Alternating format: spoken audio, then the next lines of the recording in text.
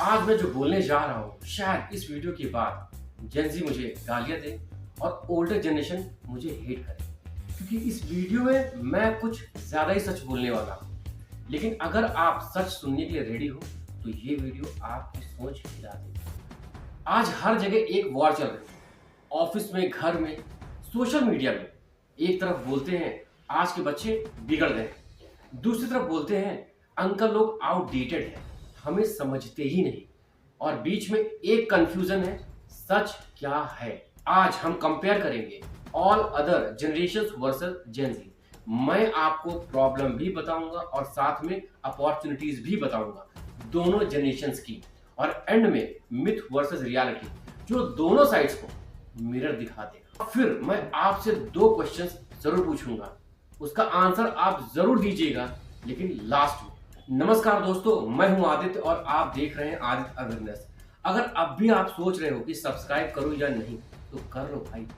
पूरी यूट्यूब की दुनिया में सिर्फ और सिर्फ एक ही चैनल है, आदित्य अवेयरनेस, जो अपने सब्सक्राइबर्स को घुमाता नहीं है, बल्कि सारे मिथ तोड़कर केवल रियलिटी बताता है और नॉलेज के साथ अवेयर भी करता है। तो सब्सक्राइब कर लो, नहीं तो बाद में हिस्ट्री में ढूंढते रहो। तो चलो बिना टाइम वेस्ट किए स्टार्ट करते हैं आज का most heated topic, old generation versus Gen जी।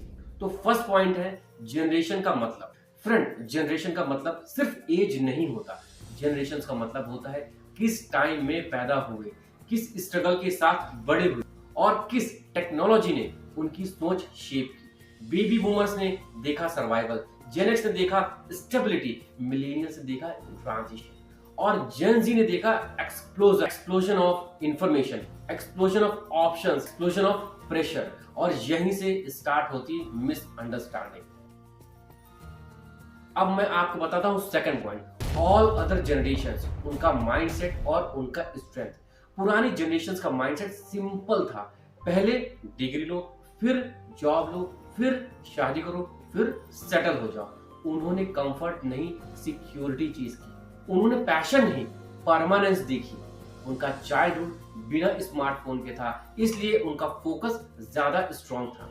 उन्होंने एक ही जॉब में 20 से 30 साल काम किया, क्योंकि उनके लिए लॉयल्टी सक्सेस का सिंबल थी।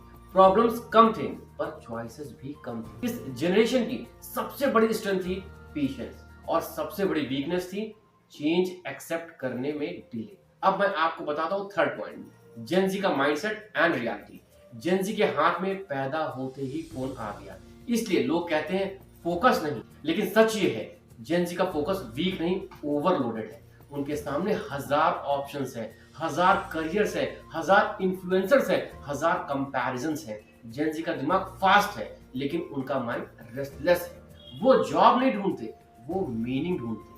वो सिर्फ पैसे के लिए काम नहीं करते, वो मेंटल पीस के लिए काम करना चाहते हैं। और यही चीज ओल्डर जनरेशन को लगती है, ये लोग ज्यादा डिमांडिंग है। चलो अब चेक करते हैं पॉइंट नंबर 4, क्लैश।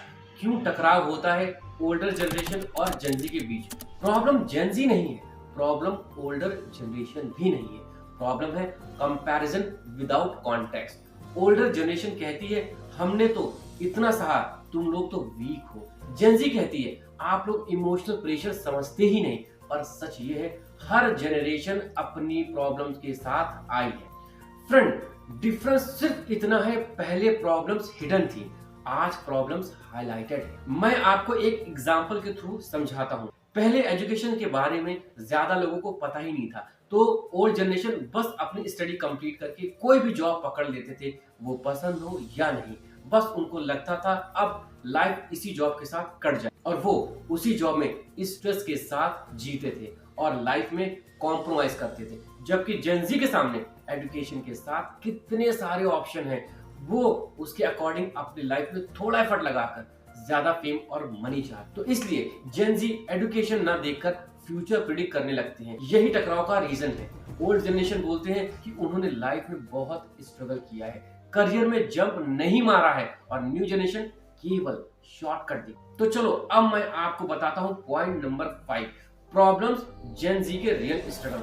जेन जी के पास फ्रीडम है पर डायरेक्शन, कॉन्फिडेंस है पर क्लैरिटी नहीं, एक्सपोजर है पर इमोशनल स्टेबिलिटी कम है। सोशल मीडिया ने उन्हें दुनिया दिखा दी, लेकिन फ्रेंड सच तो ये है कि उन्हें ये नहीं सिखाया कि खुद से कैसे खुश रहा जाए। और सच मानो फ्रेंड, ये उनकी गलती नहीं। अब चेक करते हैं पॉइंट नंबर 6, अपॉर्चुनिटीज, जो पहले किसी जनरेशन के पास नहीं। जेन ज़ी के पास पावर है, internet power, voice power, choice power.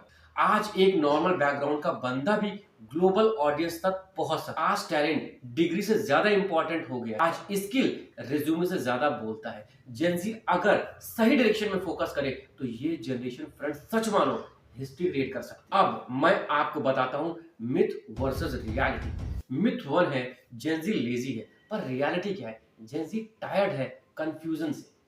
Myth number 2 है पुरानी जनरेशन आउटडेटेड है, पर रियलिटी क्या है? उनके पास एक्सपीरियंस का गोल्ड है। मिथ नंबर 3 क्या है? पैसे के बिना सक्सेस नहीं, पर रियलिटी क्या है?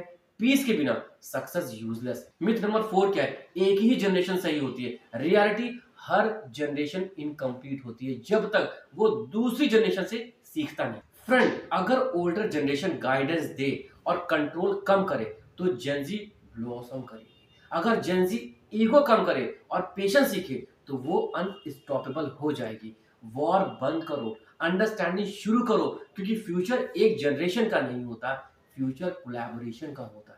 अब जैसा मैंने आपसे बोला था, मैं आपसे 2 क्वेश्चन पूछता हूं। नंबर 1, आप कौन सी जनरेशन से बिलोंग करते हैं और आपको कौन सी जनरेशन पसंद है? और नंबर 2 है, अब आप बताइए कि जनरेशन अल्फा का क्या होगा। तो फ्रेंड, आज का वीडियो यहीं तक था। Thank you, stay safe, stay healthy, और हाँ, लाइक करके जरूर जाइए।